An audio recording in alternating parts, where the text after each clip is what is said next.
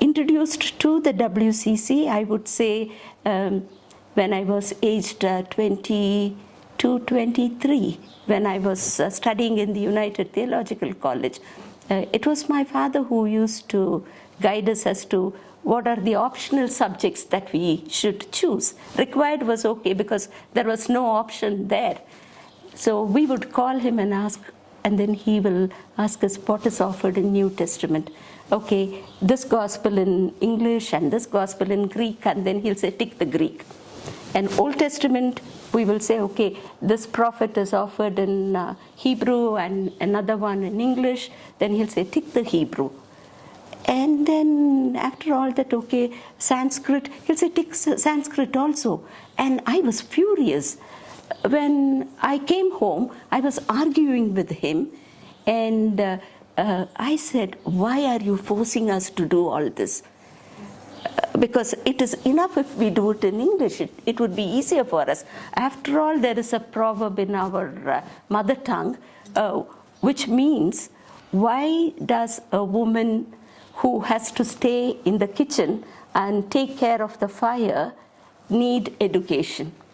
Then I said, do you know that proverb? And then his response was, Ma, let that proverb continue to be used. Let them say that you study well. He would from time to time tell us about WCC Roundtable Conference. Then he said, you study well and you do the same thing. You continue to keep the fire going. You blow the fire, let it keep burning. But I want you to do that in WCC, not anywhere else. We don't go on blowing the fire to keep the fire burning. But when it is essential, when we know it is going down, then we do the blowing. And I think I've done for a moment, and I'm sure there will be people who follow me and do that. You know, for me, as I have already mentioned, ecumenism was filtered in. And to some extent, I think that filter was the Lutheran faith, the interfaith, and the context in which I was brought up. When I received the Orthodox faith, I think I received it through the filters of the Lutheran faith, ecumenism, and the multi-religious, multicultural context.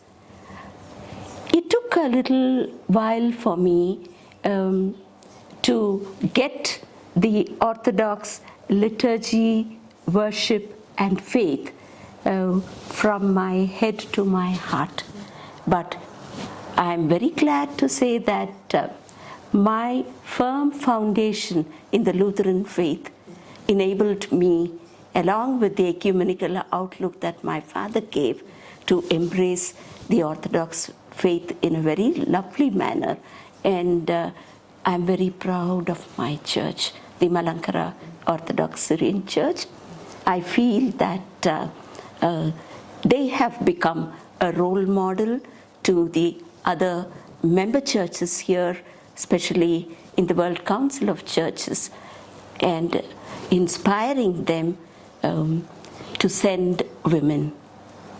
See, I was very grateful to God and WCC for being shortlisted, because I never really expected whether I would come to that level. Of course, when I was nominated, we all thought that it would be ending very soon, but the pandemic played its role. Nobody can be blamed for that. So that wait was long, and it was quite a positive one for me, because I thought when I have come to this level, we have achieved it. We are there. But yesterday's election results give a very clear message that the churches are not yet ready for a woman to lead them. So that is very sad. That is really sad. But then I'm sure the churches will learn as they go along. But the journey that WCC has taken, the bold step, it's really beautiful. And I would say I feel very happy, as I'm very sure I will be the final stepping stone for any woman who comes, because this stone of failure definitely is the final stepping stone for success. It will not be for me, but that doesn't matter. But I see it in the very near future, and I would be happy to see that happen at the earliest.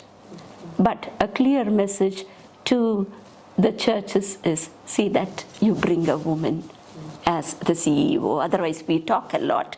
We don't walk that in our faith and our fellowship as the World Council of Churches and Ecumenical Movement. But I'm sure it is for the member churches to decide.